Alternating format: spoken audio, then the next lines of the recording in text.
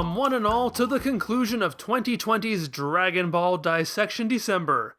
We've had some fun, we've had some laughs, we've tried on some new outfits, we've criticized one of the most popular moments of the franchise. It's been a crazy month, but as you might have noticed in the Dragon Ball fashion extravaganza, we entered a new year, 1994. And since each year brings with it a new movie in the spring and the summer, it's time now to look at one of those two movies. The dangerous duo Super Warriors Can't Rest premiered on March 12, 1994, just after Majin Buu gives Dabra an eye exam in the manga, and after Spopovich and Yamu were killed in the animated adaptation. Videl wants to see Shenlong, so she, Goten, and Trunks go on a Dragon Ball hunt, which takes them to Natade Village. For the past 7 years, this previously peaceful hamlet has fallen into chaos.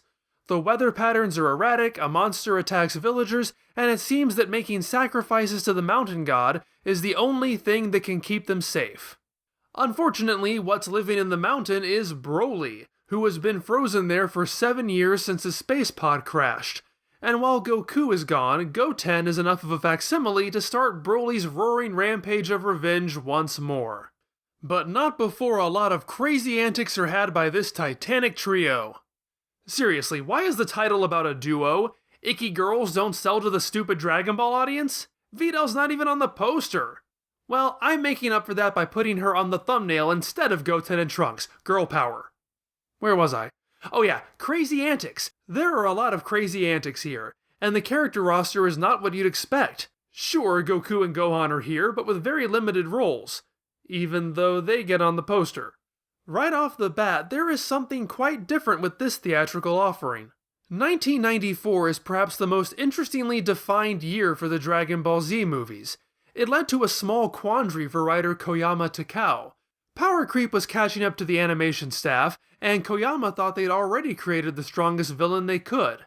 I always worried about what to do about the opponent Goku fights against. At the very least, they had to be stronger than the ones from the previous movie. After much hard work, I was unable to come up with an opponent stronger than Broli, and fell into a rut where I made him appear 3 times. This is certainly not the first time Koyama has done this, as Kula appears in 2 sequential movies, one in 1991 and the other in 1992. While this return places one movie in between Broly's first and second appearances, as the Koyama quote indicates, Broly's going to go one step further in return for both movies of 1994, outdoing even Kula. While 1994 became the year of Broli because Koyama had apparently run out of ideas, the funny thing is that 1994's films are perhaps the 2 most esoteric and unique entries in the cinematic franchise, exploring situations and characters that the main series typically shies away from. Sure, there's going to be the big dumb battle, and no one's bigger and dumber than Broli. But perhaps because Koyama was feeling insecure about reusing him, Broli becomes less and less of a focus. And maybe that's why they are typically considered 2 of the worst films in the franchise. Well, I've already likely shredded my credibility to tatters after what I said about Vegeta, so what do I have to lose? I love this film. It stands out from the pack in all the best ways to deliver an uproariously funny and charming romp. And while I've never spoken of it before in Dragon Ball Dissection, I really don't think that should be any kind of surprise to people who have followed the movie reviews up until now. What has been, in my opinion, the absolute worst traits of Dragon Ball Z movies? Why, it's the slavish devotion to a tired and unambitious formula that tries to compress the multi-year storylines of Dragon Ball into 45 minutes of insubstantial punching. Hang out at the mall, bad guys attack, fight, Goku does a thing, the end. That's what we kept getting over and over again. The first Broly movie expressed ambition to be a little more than that, with a larger focus on story, albeit clumsily told. The BoJack movie we looked at earlier this year threw in a tournament and navigated using Gohan as the main character, lending a large degree of novelty to the typical structure. Those were both nice experiments, but this is the movie that burns the formula to the ground. It simply does not care about what people expect to see in a Dragon Ball Z movie. And since I have grown to hate all of those things, I love this movie. It's not afraid to do whatever it wants. Sure, let's center a film on Goten, Trunks, and Videl. Let's not put Piccolo or Vegeta in it at all. What if the designated leisure activity was the film, and the serious fighting was tacked on near the end? Let's make the movie about silly kid antics and flamboyant priests and dinosaur hunting. To be clear, doing something different doesn't mean that it's automatically good. This just happens to be a case where it's true. Seriously, this is fantastic and takes advantage of the opportunity to shake things up and put them back together again in a manner the series is never going to. I think that's smart. Why do I like movie 3 so much? It's because of the scenes at Goku's home, the dynamic between Gohan and Chi-Chi, friends coming over to support each other. Dragon Ball, for most of its run, is fairly locked into a particular type of storytelling, and there are just not a lot of opportunities for it to break away to moments like this. And when the animated series tries to throw in moments like that, they're often unwelcome diversions that have the tendency to break up the pace. The movies aren't bound to anything, though. They clearly flaunt adherence to the timeline at every opportunity. These 45 minutes to an hour are a blank canvas with which to do anything. They made 2 of these every year, why not devote at least 1 to an off-the-wall quest with some of the B-cast? Oolong already proved a character can have a rich life away from Toriyama's pen. How often does Videl interact with Goten and Trunks in the series? Not often. But this movie demonstrates they work well together. Videl becomes this big sister figure, having to stay on top of 2 hyperactive boys. She balances out their shenanigans while not being the most adept at such a job. The Goten and Trunks friendship gets to take center stage here. Let's remember that at this point in the series, these 2 have not really been much of a focus, but there's been enough groundwork laid that this movie can really run with it. It would make far more sense for Videl to ask Gohan to show her these magical artifacts, but the interplay here is hilarious. Perhaps more importantly, aside from Trunks' baby cameos, these are all new characters. That makes it fresh and captures the next generation feel better than any other movie. Collecting the Dragon Balls is so mundane at this point, but now it's being carried out by 3 characters who have never done it before. Funnily, this movie comes out before Videl in the series has been introduced to Dragon Balls at all. But while Goten and Trunks know of them, they've never searched for them before, and it turns out they have no idea how this is supposed to work. I absolutely adore Goten attempting to pray to Shenlong. This is a movie where the audience knows a lot more than the leads do, and that's actually quite charming. None of them has ever met Broli before, which also serves as a great dynamic and smart sequel hook. There's really no need to bring together all the people who fought Broli before, that would just be the same thing all over again. Pitting him against a new collection of Dragon Ball characters shakes things up.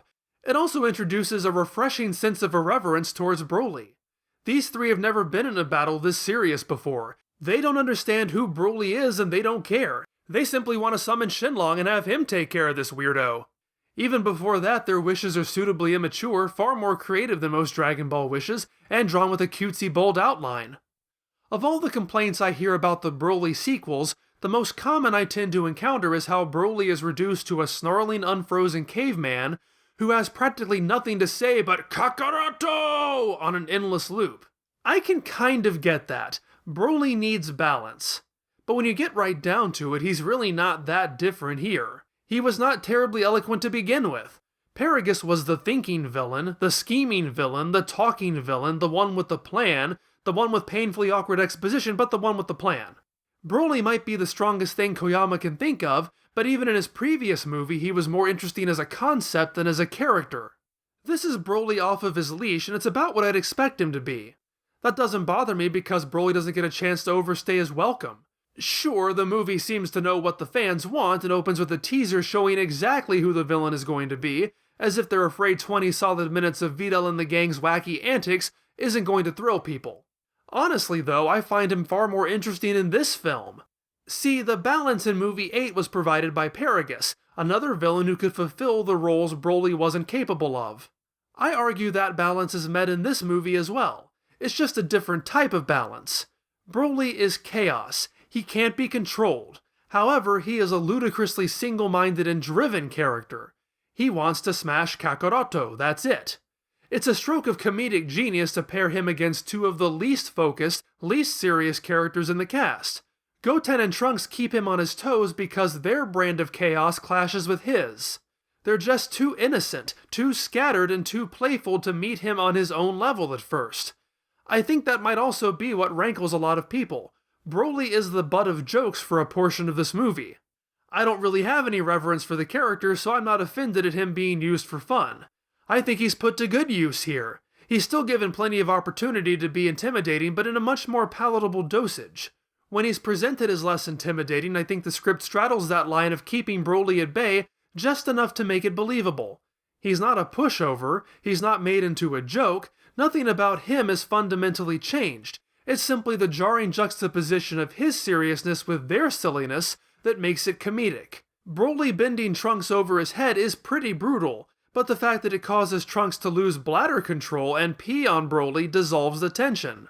Before Broli even enters the picture, though, Videl and the others are moving the plot along in a manner far exceeding the pre-fight bits of fluff that usually open these movies. Natade Village's prayer giver is going to sacrifice a young girl, Coco, to the mountain god, but Videl puts a stop to that, saying they don't believe in those stupid superstitions. I mean, I don't know. Even putting aside how much mystical spiritualism in Dragon Ball is true, you are the one searching out a magical wish-granting dragon right now. So, are you sure roasting the girl isn't the solution to the problem? Seems like it could be, that's all I'm saying. I'm not encouraging it, I'm just saying it's possible.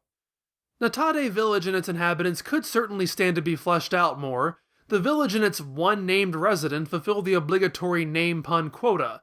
Natade Coco is a jelly confection made from coconut water. I feel like they're kind of scraping the bottom of the barrel here, and the only reason Coco even has a name is to complete this rather limp joke. Because as a character, she certainly doesn't have enough presence to deserve a name. But how about that? We actually have characters introduced who aren't there to be fought.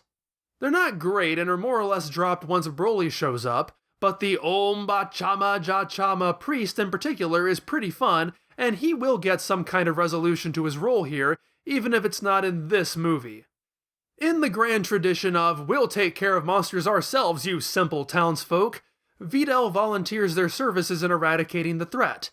It's clear how much this movie reminds me of older Dragon Ball adventures in that every time I watch this film, I assume the prayer giver's necklace that Trunks demands must be a Dragon Ball even though it's actually not. Videl dons the ceremonial garb of Natade, I guess, for no real reason, and she and the boys hide in an offering for the monster. It turns out to be a giant dinosaur. And look, when I took notes on this movie over 4 years ago, I scribbled out a part that made me laugh out loud. I was annoyed at myself because I didn't specify exactly what it was, but I found out because when Goten screws around with the dinosaur, I started laughing out loud, particularly right here. Quite frankly, I wish they didn't kill and eat him because afterwards I feel bad for laughing at how comedically poorly the boys are treating him. Slapstick is funny until someone actually gets hurt. What works throughout is that these kids act like kids. I've said before that what's relatively unique about Goten and Trunks is that they are the closest Dragon Ball has come to featuring realistic children. That's their gimmick. They're regular kids with all the immaturity and impulsivity that implies, but possessing superhuman levels of strength. This movie perhaps does the best job we've seen so far, if not the best job in the franchise period, of highlighting those traits. Nozawa Masako and Kusao Takeshi do an absolutely amazing job of playing these two as kids. Goten actually gets into an argument with Broli that he's never eaten something called a Kakarrotto, and it's the most ridiculously adorable thing I've ever seen. Everything is a game to them because they think they can't lose. The gravity of saving a village is secondary to grabbing a snack, and it's Goten crying, or pretending to cry, over not getting one that is what wakes up Broli. I feel dirty praising this for clearing such a low bar, but everything ties together rather than feeling disconnected. The Dragon Ball quest isn't forgotten, the boys are still chasing after them throughout their fight with Broli. That's dynamic, that's engaging. Unlike a more recent Broli movie, the plot doesn't come to a screeching halt when the fight starts. That happens far too often in many of these movies, and the result is usually pretty boring to me. Rather, the two obstacles are melded together and the whole becomes greater than the sum of its parts. Trunks tries to keep Broli distracted while Goten hunts down the last Dragon Ball. I'd say this is a highlight of the movie that makes for some of the funniest moments.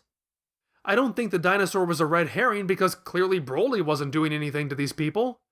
I don't know how he ended up in a space pod that landed on Earth. I'm guessing his arrival caused the weird shifts in weather or agitated the dinosaur.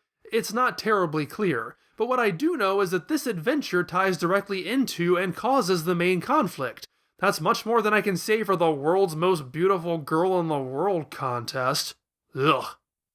How the duo referencing title translated into this plot becomes obvious once the fighting starts. Videl is the first character to engage Broli, after which she is removed from the movie until the end, and it largely becomes about the two boys. Blah blah blah, power scaling blah blah, I don't care. She's a lead character and I wish she was in this more. This is Namek all over again. Krillin is one of the few series mainstays to appear in this movie, with his "why is it always me" moment serving as one of the few strict adherences to formula. But his entrance is a complete subversion of formula, as he dresses up as Piccolo just so he can be the one to save Gohan this time around. That is hilarious, and I'm glad Koyama is at least aware of his own tropes. I'm not really sure though why Gohan imagines Piccolo in his movie and manga belt color, while Krillin appears in Piccolo's TV belt color. Gohan's so exhausted his brain is hopping between continuities. Honestly, the weak link in this movie is once again Gohan. The movie is not really structured to feature him as much as the trio, and that's fine. But he still winds up wasted in the Goku role, which is quite frankly a role that wastes Goku much of the time. Like Goku in the Frieza arc, he's basically showing up at the end to steal the story away from the actual leads, which makes him less of a character than a plot device. Since Gohan represents nothing but the serious fighting portion of the movie, and I'm so incredibly glad that's a relatively minor point, I'm not bothered that Gohan doesn't show up to fight until 3/5 of the way through the movie. I'm only bothered that the movies don't seem to know what to do with Gohan. He even enters the story just randomly flying across the sea until he feels Broly's ki, an introduction at complete odds with how the story naturally weaves the trio's adventure into the battle. He has no real role or justification here, he simply exists. Worse though is that after movie 9 had repeated the climax of the Cell arc and gotten that out of their system, this could have been a chance for Gohan to stand on his own 2 feet. The whole father-son's Kamehameha is greatly directed and punctuated by a hopelessly somber piece of music, but it continues to hammer home this idea that Dragon Ball simply cannot work, or at least Gohan can't save the Earth, without Goku. So not only does Gohan needlessly steal the spotlight from Goten, Goku tramples over both of them. He literally has to ask, "Can't you protect Earth if I ain't around?" He has a point. Now, I'm not so literal-minded that I can't accept Goku once again arriving from beyond the grave to help out his sons, and I'm not against the idea that the Dragon Balls might have had something to do with it. I think where it goes wrong is making the connection too explicit. This is a movie where a lengthy gag is based around the fact that Goten can't get what he wants because he can't use the Dragon Balls correctly. It seems like very poor timing to pair that with the conclusion where the Dragon Balls do, in fact, just respond to a wish all by themselves. Don't show them actually scatter, end the movie with the balls having disappeared in the chaos. That way it's nebulous. Did Goku show up? Did the Dragon Balls help them? Or did the boys find that little bit of Goku within themselves?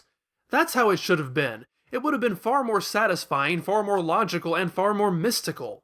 It would allow Goku to appear in the movie to satisfy the poster requirements, but give Gohan the possibility of an uncontested win without his dad. This is not the most beautiful movie of the bunch, but it does stand out quite well. It's a frigid mountain area, but not the snow and ice bastions we've already seen. It's a lot of grays and blues, but not in the sense of the boring Garlic Jr. arc backdrops. There's a brightness and a crispness to it that reminds me of a cold winter day. Trunks hides in caves behind waterfalls, a lot of the early fighting happens at some kind of quarry or mine. Giant pearls and crystals dot the landscape, and the introduction of volcanic magma switches up the color palette towards the end. This movie isn't that difficult to place in the timeline for those of you who put stock in such things. It's clearly an early Boo arc movie, characters plucked out of the story from around the tournament with a few creative liberties. Goten is in his tournament gi, Gohan is in his training gi. It's roughly possible this could have happened before the tournament. Like I said, Videl probably shouldn't know about the Dragon Balls were this the case. She definitely wouldn't know Trunks. Since she doesn't seem surprised by Super Saiyans, that might indicate it could take place after the tournament, given that that's when it came out. Good luck trying to fit it there, though. Honestly, the biggest hurdle to including it anywhere is Broli, since his first movie almost certainly could never have happened. But, compared to those Saiyan and Frieza arc movies where a lot of the cast should be dead, this isn't too bad. Not that it really matters, but there you go. So that's the 10th Dragon Ball Z theatrical feature. I keep using this word a lot, but it is absolutely oozing with charm, and it is by far my favorite of the original Broli trilogy. It's certainly on the fluffy side, and its supporting characters do little to hold interest, but the interplay of its 3 leads helps it soar. In my mind, the movies have been well overdue for some fun. It's a trend I look forward to seeing continue in the next movie, at which point they might have learned from the deficiencies here.